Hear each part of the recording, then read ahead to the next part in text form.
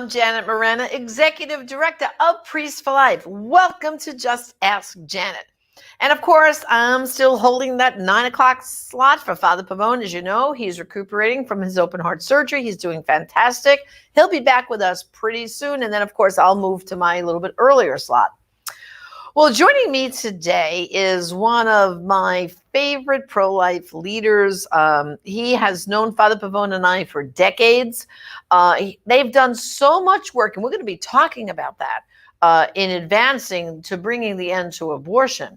But also, too, they're great friends of mine and Father Pavone, his whole ministry, because they actually assisted us in getting our whole TV groove going, because we would go to their studio to produce our Gospel of Life program that was featured for a while there on Sky Angel. So Father Pavone and I are so grateful and love the friendship we have with my dear friend, Mark Crutcher. Mark, welcome to the program. Well, thank you, Janet. It is my pleasure to be with you.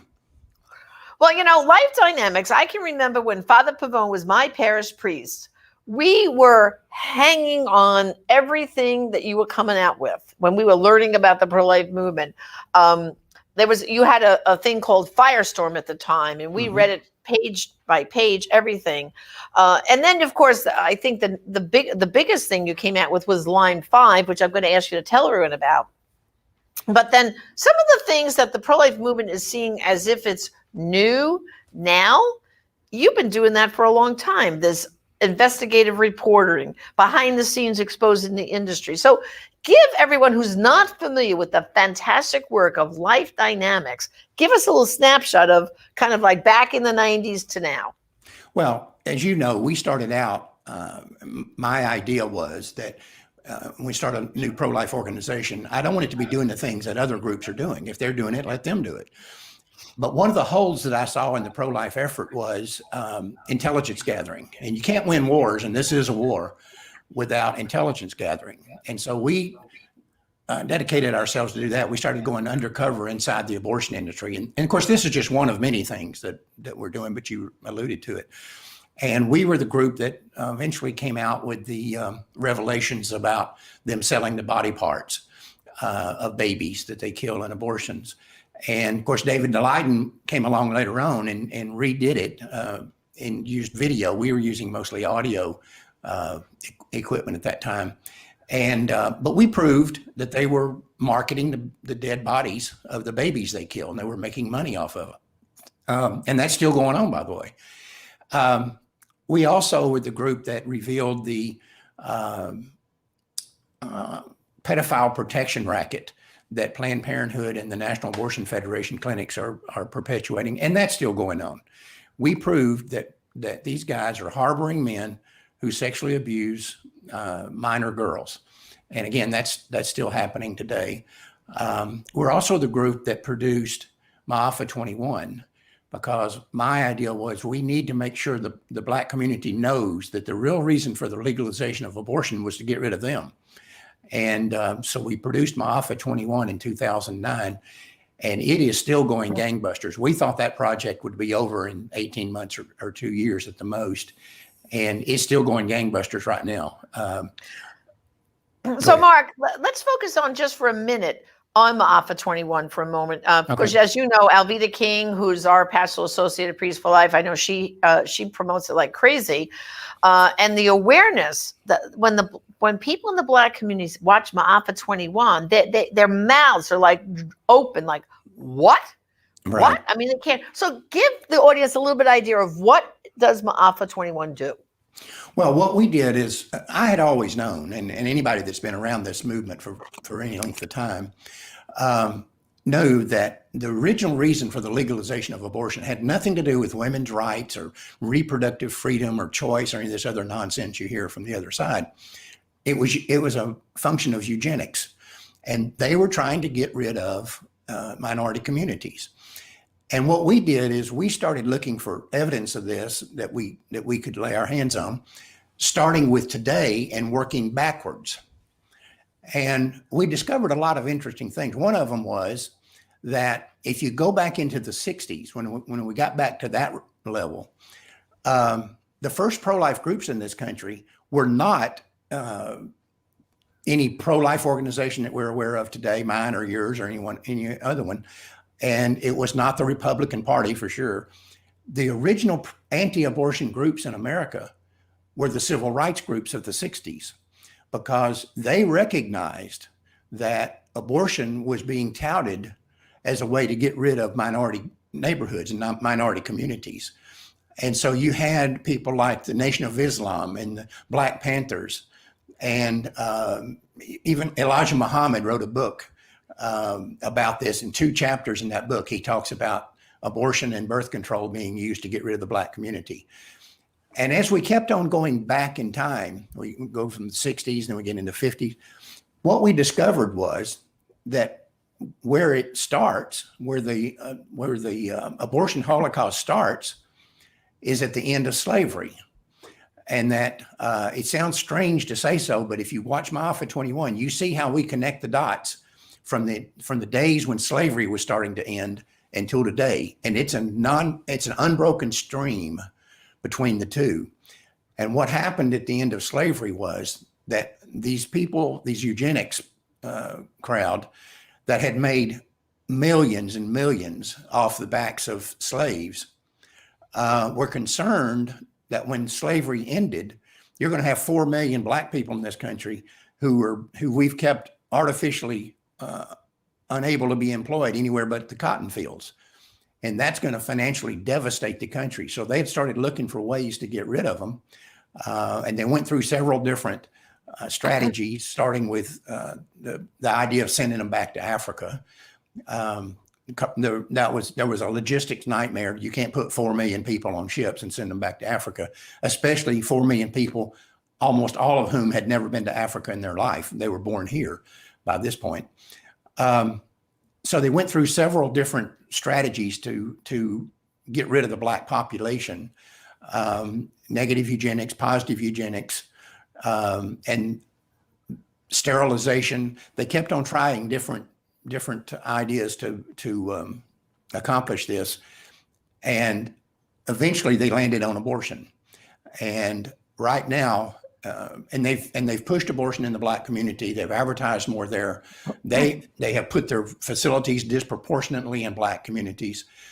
Today, a Black woman is about 5 times as likely to kill her baby in the womb as is a white woman. And this is having a dramatic effect on the Black population. You know, we hear a lot of talk, Janet, about voter suppression and how that's being something that's perpetrated by the Republicans or by the Trump people or whoever. There is no greater example of voter suppression than abortion. It has dramatically reduced the political power of the Black community in America. And well, you know, Mark, even in New York City, where I used to be from, there's more Black babies are aborted than are born in New York, which is like an abortion capital.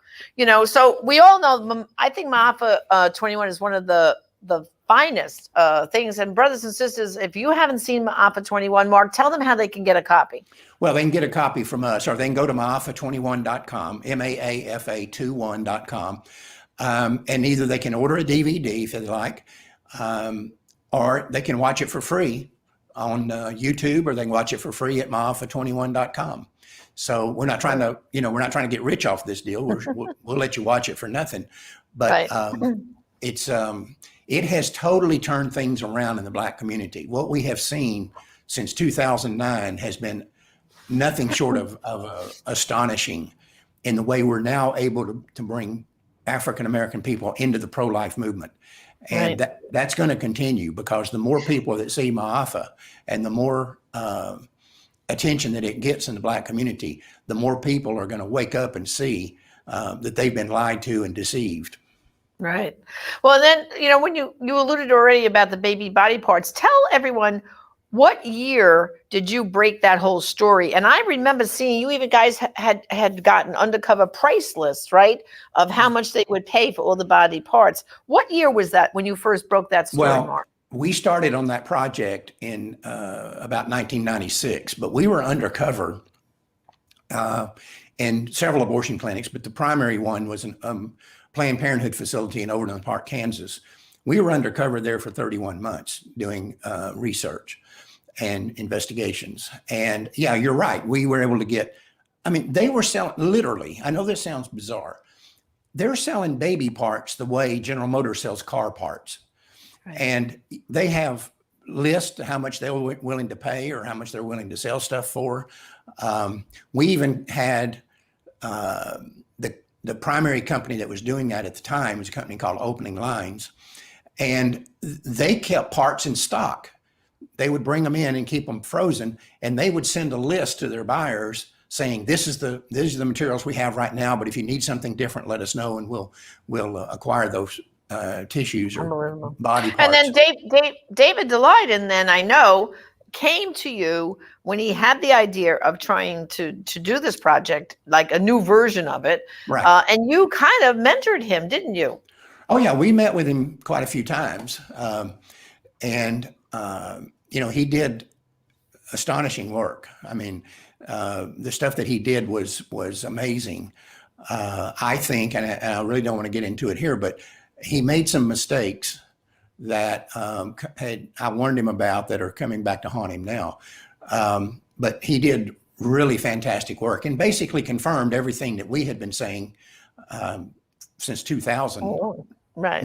And then, so Mark, I know recently you, Father Frank, and I had a discussion about what does the pro-life movement need to do now? How are we going to be moving the ball and winning? And we discussed that it's time to energize, right, the grassroots. Tell us about some of your ideas about that. Well, you and I and Father Frank have talked for the last 3 or 4 years now about the problem that we're seeing with kind of the fire in the belly going out of the pro-life movement. I've been at this almost 40 years. And when I first got into it, there was a lot of excitement and there was a lot of, like I said, fire in the belly, and people, oh, we're going to win this and we're going to do this and we're going to do that. And over the years, that has kind of gone away, and there's not a lot of fire in the belly right now. So that's a problem that as leaders in the pro-life movement, it's our responsibility to deal with that. And if we can't, then we need to get out and move on to something else. But we've also got a problem, and again, it's somewhat of our own making, which is a lot of these younger pro-lifers that are coming in here. We hear all these statistics and we see these studies showing pro-life people are more pro-life than ever and than they've ever been. I mean, young people are more pro-life than they've ever been. But what does that mean? Because I have been in environments where I've taken questions from some of these kids that are good, intelligent kids, but what they don't know, they don't even know what they don't know. And some of them are what I call low information pro-lifers. And that makes them very easy to pick off. And the other side has picked up on this. And they're going after these low information pro-lifers. And I see even among younger pro-life leaders, people that run national organizations that are, a generation or so behind me and you, I hear them making statements all the time, which indicate to me they don't understand the fundamental pro-life position. They don't grasp it, and they don't know how to apply it to other areas. And we've got to solve that problem, Janet. When you come into something like this, and as you age, and I have certainly aged in this deal. I can remember early in my career when I'd go to leadership meetings, the old Fieldstead meetings and stuff like that. I'd come home and tell my wife that it's kind of weird being the youngest person in the room. Now I can go to one of them and be the oldest person in the room. So I have definitely aged. But we all know that if we don't win, we have to prepare the next generation so we can hand the baton off to them. I am extremely concerned, and I've talked to other leaders, and not just you and Father Frank, but I've talked to several other national leaders about this, and they all have the same exact opinion. We're not prepared right now to hand off the baton because they're not prepared to receive it. And we've got to fix that situation. That's our responsibility to fix. And Mark, wouldn't you consider part of the problem here, like, they like to call us pro-lifers, but pro-life, that's such a broad term. I mean, really what we are is we're anti-abortion, right? We're against the killing of unborn children in the womb. And don't you think in order to prepare the younger people and hand a baton to somebody, we've got to change the language, don't you think, and the dynamic of how we're speaking about what we're doing. No? Right. Well, not only that, I want to take it a step further. You say we're not pro-life, we're anti-abortion. I want to take it a step forward. I think we need to start getting away from, we should have never gotten dragged into the abortion battle to begin with. Your position and mine has nothing to do with abortion. It has to do with protecting the unborn child. And for example, we should be going to when we have a politician that jumps up here and is running for Congress or Senate or whatever, we have a tendency to go in there and ask them what their position on abortion is. What we should be saying to them is, we don't care what your position on abortion is. We don't care what you think about it, what you feel about it, what you believe about abortion. That's irrelevant to us. What we want to know is, what's your position on the unborn child? Is the unborn child a living human being entitled to have his or her life protected by law? That's all we need to know. Abortion takes care of itself if we do that. But when we put the focus on abortion, what we have then, and you and I have seen this before, you have some moral defective, like say Hillary Clinton running for president. And she goes on national television, and when they ask her about abortion, what's your views on abortion? She says, well, I'm very troubled by abortion. I don't like abortion. I don't think anybody likes abortion, but I support a woman's right to choose. And you will actually have, when she says, I don't support abortion, I'm not in favor of abortion, I don't like abortion, you'll actually have people sucked into that and say, you know what, Hillary Clinton is basically pro-life. She's not. And if we ask her a very simple question, hey, Hillary, we don't care what you think about abortion. Is the unborn child a living human being entitled to have his or her life protected by law? Now she can't weasel. She has to answer that one way or the other. She cannot weasel out of it. And we've got to go back to that. When I first got in this, that was the primary issue that we all addressed, we all dealt with. And I'm a big believer, as you and I and Father Frank talked the other day, that we've got to go back to our roots. We've got to reestablish the pro-life principles so that all these young people that are coming into the movement now understand what it is and understand how to articulate it. Right. Well, you know, Mark, you guys have so many great resources. And what I did was I pulled just now, I want to show everybody one of the most brilliant commercials you've done. I nickname it the beads commercial, but I think you call it Millions Dead. So brothers and sisters, just so you can understand how many unborn babies have been murdered by abortion, let's take a look at this brilliant commercial that was done by Mark and Life Dynamics.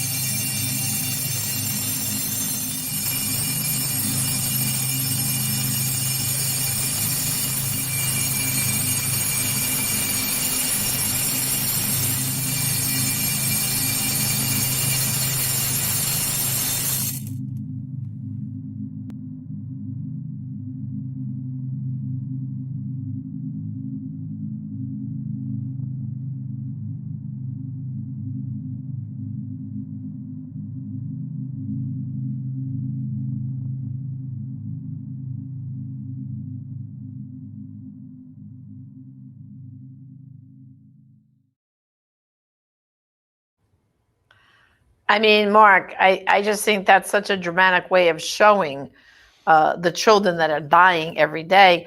And, the number you used there, 3,000 a day. And I know how some people say, well, it might be coming down than 3,000. And I say, no, no, no, no, no. It's 3,000, or someone wants to use a different number right now, 2,500 a day. That's only the ones that we can count, which means states like California and New York, they don't report. And what about all the chemical abortion now? Who's keeping track of that, right? So when you think about it, Mark, it's even worse than what we're claiming it is right now, wouldn't you say? Probably so. But the point is, what if it was just 10 babies? Right. We still have to fight for those 10 babies. And the reason we did this video is because when you start telling people, and by the way, this was done several years ago, so it would be much worse now than it was then. You'd have to have another jar full of beads. Right. And anybody thinks that's not accurate, we did the proportions on that, and it is totally accurate, the ratio there. But the average person can't identify with 60 million dead babies. They can't process that in their mind. And it's a little bit like one of the things that's helping the Biden administration right now, if you want to call it an administration, with their $6 trillion budget proposals, is that they know good and well the average American cannot fathom $1 trillion and how much money that is. They just can't think in those terms. So they get away with it because of that. And they don't realize that they don't think about the fact that $1 trillion is 1,000 billion, and $1 billion is 1,000 million, and so on down the line. And the numbers just get so astronomical that nobody can process them. And that was what we were trying to show in this in a physical way. If this little jar right here is all the soldiers killed in every war we've ever fought. And then we have these 8 or 9 jars, whatever it was, 10 or 11 jars, whatever it was. And these are all the babies we killed in the war on the unborn. So that's what we were trying to accomplish with that. And like I said, it's worse today than it was then because more time has gone by and more babies have been killed.